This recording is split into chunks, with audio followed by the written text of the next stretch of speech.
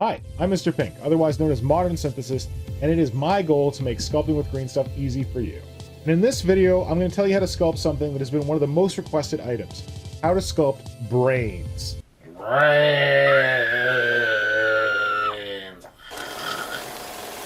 Brains are a useful texture when you're sculpting things like Tyranids because of their massive psychic powers, but they can also be useful for mutants, for psychers with engorged craniums, or just random battlefield grossness, if that's what you want to do.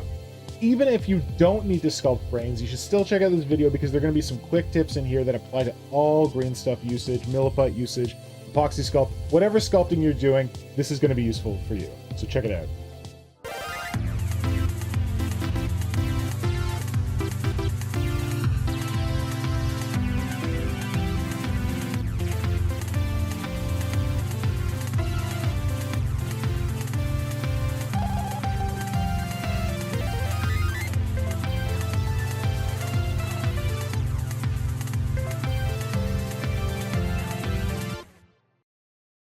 First up, I get out my epoxy putty. I've got Knead-A-Tight blue, yellow, green stuff, and I've got Abe's epoxy sculpt here, all stored in glass jars. So here you'll see I get my putty ready. I'm just digging out an equal amount of green stuff, the Knead-A-Tight blue, yellow epoxy putty, as well as Abe's epoxy sculpt, the A and the B part. Both of them work about the same. Epoxy putty is somewhat like milliput, but a little less messy, and I like it a little more. And yeah, you just do a one-to-one mix of green stuff with epoxy putty, and it just gives a much more pleasant texture to the putty. Always wet your fingers when you're doing this. Have some water on hand so that you can moisten your fingers so that it doesn't stick to you. And then first thing, I mix together the green stuff, the blue and the yellow, and then once that's nicely mixed, I use that to kind of envelop the gray putty, the epoxy putty here. Just because the epoxy putty gives off some silt, and I feel like this kind of blocks some of that silt from getting all over my fingers. When sculpting with epoxy putty, the best hack you can use is Nivea cream. That's right, hand moisturizer. This is the best stuff for lubricating your tools when sculpting with epoxy putty. I'm going to show you here how much you need to put on your tools. It's not very much. So what I do, I scoop out some, I smooth it onto the back of my hand, and rub off most of it onto the back of my hand, and then just drag the tool through that to give it just like an oily sheen on the front and back of the tool. Doesn't even need to be that white, and that's more than enough to stop the epoxy from sticking to it. If you're worried about this stuff, getting on your models when you're sculpting with it, check the link in the description below to another video I did about using Nivea, where I tested different lubricants and proved without a doubt you do not have to wash your models when you're using Nivea as lubricant. Alright, I'm going to get out a couple of tools here. You don't have to use these exact tools, but these are my favorite tools to use when sculpting with epoxy putty. I've got a spoon tool, I've got a bullet-shaped silicone shaper here, I've got a knife or blade tool, and then I've got, this is another spoon tool, it's got a pokey bit on the end, and then I've got an improvised tool here, which is 2 nails stuck into the ends of an old paintbrush. And then I've also got another smaller silicone shaper here. This is a firm one, that's why the tip is black. And using these tools, it should be exactly what I need to sculpt some brain matter. But again, you can use any tool you want, you don't have to use these tools, this is just an idea of what I use. So here is our recipient for the brain matter that we're going to be doing today. This is a Vargulf, I think, that I'm going to put a big giant brain on. So I just get kind of a roughly rounded piece of green stuff, and then I just get some Nivea cream onto my spoon-shaped tool. I really like using this large metal spoon-shaped tool just for messing the putty around and getting into the rough shape I'm looking for. So we want to get a roughly brain shape. So picture like an egg-shaped growth here. So I'm just going to work this around until I get it to a rough egg shape. And then smooth the surface with a couple of tools, starting off with this metal tool and then coming in with a silicone shaper after, always keeping them well lubricated with Nivea. So you can see here I'm getting this rough kind of like egg or almond shape where the part toward the creature's head, like kind of the hump of its back, is more rounded, and then I'm tapering it down towards the small of its back. Again, not many people have a brain on their back. This is kind of a weird thing I'm doing for this soon-to-be Genestealer Patriarch. But yeah, I just wanted to make the brain kind of match the shape and taper of the body that it's being mounted to. All right, next up I get my knife tool and lube that up nicely with Nivea on the back of my hand. And what I'm going to do here is I want to do the separation between the two hemispheres of the brain using this knife right down the middle of that brain. If you look at some reference shots of a brain from above, you can notice that there's a divide down the middle of it. So that's what I'm doing here, just trying to line it up with the center of the model and started from the back and just working my way towards the front. So hopefully this would kind of like line up with where the creature's spine would be, and the line would point right from the middle of its back to the middle of its head. Make sure that's a very well-defined crevice between the two halves. All right, so now that I've got that groove down the middle of the brain, I don't want it to be quite so harsh, so I just went in with a flat silicone shaper here, this white tool, and just kind of softened the edges of that gap in the middle of the brain. So I'm just taking my spoon tool here, and on the other end of that, I have a kind of pokey implement, and what I'm going to do is start putting in the indentations that make up the brain here. And one thing to keep in mind when sculpting brains like this, where you're having the full brain and you have that section down the middle dividing the two halves, is that brains are symmetrical. So if you do a structure on one side of the brain, you got to imitate that structure on the other side of the brain. So I'm kind of starting off here with this central gap. What I like to do is start with this gap and then kind of wind my brain structures around this using kind of S patterns back and forth. Initially, I thought what I was going to do is I was going to sculpt both sides at the same time, but I realized probably an easier way to do it would be to start with one side of the brain, get all the detailing down to a point where I'm happy with it, and then try and mirror that on the other side of the brain. So that's what I'm getting in here. And honestly, sculpting brain matter is just as easy as sculpting S's. You just want to sculpt a bunch of different S's that kind of wind their way into one another. You don't want to go C shapes, you don't want to go spirals, because then it's not going to look like brain matter. You want to get these S-curve shapes. And the S-curve is actually something you use a lot in sculpting. If you ever sculpted flames, S-curves is what you got to do to get like the wiggling of the flames. So yeah, that's what I'm going to do here. I'm just going to go in and I'm going to do a bunch of S-curves and kind of curl them into each other. So what you're seeing here as the right side of the brain, the right hemisphere, I'm going to start with that. And then once I'm happy with the right hemisphere, then I'm going to go to the left hemisphere and mirror or try my best to mirror what I did on the right side.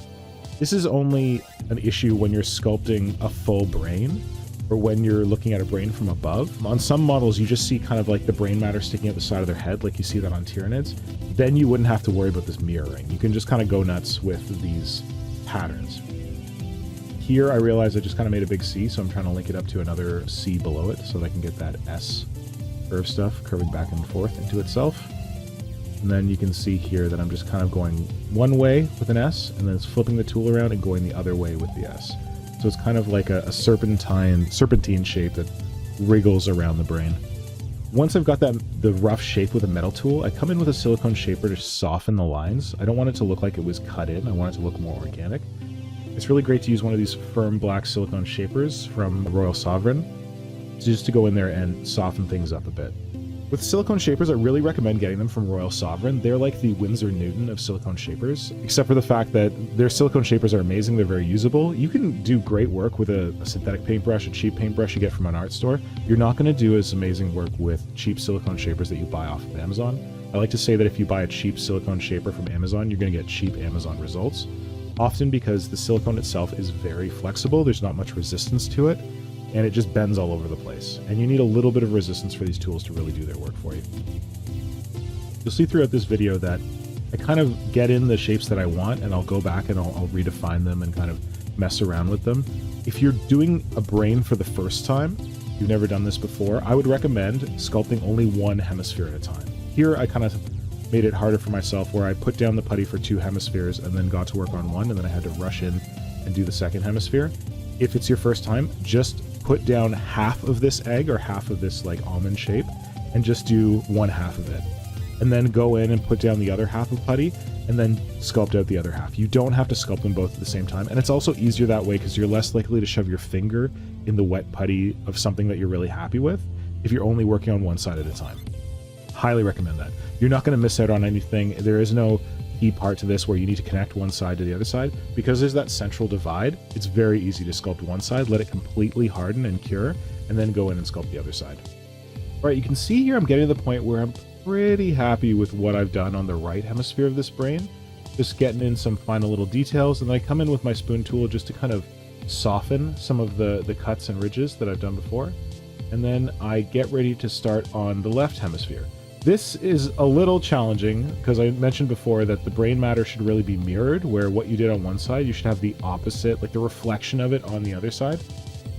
A trick to do this, if you want to, if you've got a tiny little mirror, you could hold it in there and you could see what you're supposed to be doing on the other side.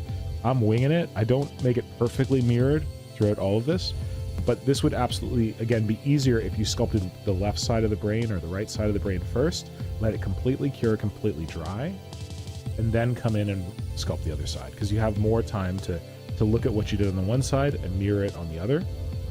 The only thing that I would say, if you're doing that method, that you want to do before you let the first side completely cure, is along that crevice down the middle, the gap between the two, I'm gonna call it a valley, the valley between the left and the right hemisphere. I think it's called the corpus callosum. I don't know. I'm not a doctor.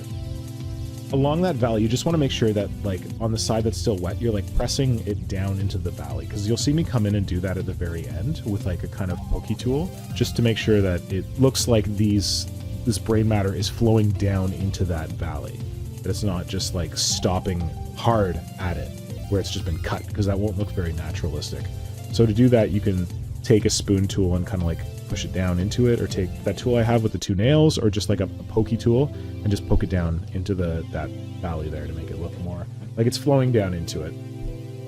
Oh, one thing that you might not see as clearly on the video here is that as I'm sculpting, if I ever get to the point where a putty seems to be kind of sticking to my tool a little bit, I always go back to the back of my hand, put a little more Nivea on it, and keep sculpting. You want to make sure that you're still lubricating your tools regularly throughout this. Not too much, again, you just need a thin skim of the Nivea on your tool, not a ton, and that should be enough to keep the putty from sticking. Like I said before, you can use any tools you want, any tools that make you most comfortable, but generally what I'm using here are tools that have either a curve to them, like the spoon tools, so that I can do that pleasant kind of like S curves back and forth, kind of C shapes every so often, and then link them up. And I'm using tools that have a very narrow point to them. Be it the improvised nail tool that I have, where it's kind of like a rounded nail on one end and then a tapered pointy nail on the other. Be it the silicone shapers that come to a taper, be it the knife tools, or I have another clay tool here that just looks like basically a long needle on a handle. And that's really useful for getting in and digging in and getting these little details in the brain. This brain that I'm sculpting here is very large. Like, this is a larger than human model. So it's easier to go big. Like if you're sculpting brains for the first time, maybe try and make it on something monstrous to test it out. If you were to picture doing this on something that was a human-sized model at 28mm scale, it'd be a little more challenging. And at that point, you would be using something like a pin tool to get in here and do these details. But you would need a very small silicone shaper just to kind of soften things up by running it in the little crenellations and running it over the sculpted surface. One thing here, as you get further away from that valley in the middle, I don't know, what is it, a corpus callosum, you can kind of go wild, because you're not going to be able to look at both sides of the brain at the same time, so you're not going to notice if things are not perfectly mirrored. So that's a place where you can go a little more hog wild. If you can't easily see both sides at the same time, no one else is going to be able to see them either to check your work, so don't really worry about that. You can see here that I start getting a little bit obsessive about the middle, coming in and kind of tweaking stuff on the left and right sides, and kind of really messing around with how I've got that valley defined in there and how the different structures flow into it. This is just me being a bit obsessive. You don't have to worry about this. You could absolutely sculpt the left side of the brain first, let it harden, and sculpt the right side, or sculpt the right side first, let it fully cure, and then go in and sculpt the left side. So just because I'm doing it here, it doesn't mean that you have to. It's just me being a little bit obsessive. However, if you are feeling confident enough, it is kind of cool to sculpt it all at the same time, because then you can see how one side's going and you might get a little happier with it and go back and modify some stuff on the other side. But it is the case with Greenstuff, you have a limited window to sculpt it. It's usually about 2 hours if you're lucky. And if you get too obsessive going back in, changing details, it is going to start to cure on you, and then you might paint yourself into a corner. So first time, I would highly recommend sculpting one side first, then going and sculpting the other. But there are some benefits to sculpting them both together, like tweaking things if you like what's going on one side, going back and tweaking the other side. All right, I'm just going to zoom in here to get a closer look at the detail we've done so far. I'm pretty happy with how this is coming along. You can see it's a lot of S's curling into one another, curling out. You could probably put this on a shelf, call this a day, but I like to have little kind of, I take a very fine tool. Here we have this clay tool. It basically looks like a kind of wide needle on a handle. And I'm just going to go in and I'm going to just poke little divots all around the crenellations that I've sculpted into this. Crenellations? I don't know. Valleys? Whatever. Because I like the look of it with when you poke these little dots. They're not too close together. In fact, I could space them out even more, but it gives the impression that this is like a stretched flesh material or a stretched membrane material between the swirls in the brain. So that's just what I'm doing here. I'm going in, I'm just poking all around in the little valleys that I've sculpted to give that effect. If you don't love it, you don't have to do it. I just wanted to explain what I'm doing here. All right, and here we go. Here's a close-up of how far we've gotten. I'm pretty happy with this. There are some small areas where I'm sure I could obsess over it, but I feel like this is a pretty convincing alien brain. I did this off the top of my head, following those S's. If you want to get a really photorealistic brain, you can always use reference material for it. Nothing wrong with using reference images, but because I've done this a few times, I have a pretty good idea of what I'm going for. All right, that's it. You can do it. I just showed you how. That's how you sculpt brains. I did it a little large. You can do it a little smaller. You can scale them up to giant brains if you're making big monsters. Make sure you subscribe to the channel for all my future videos on sculpting, hobby, and just general nonsense. If you'd like to support the channel, you can support me over on Patreon. There's a link to that down below. Or if you're in North America, you can support the channel by shopping over at Fenris Workshop using the affiliate link below.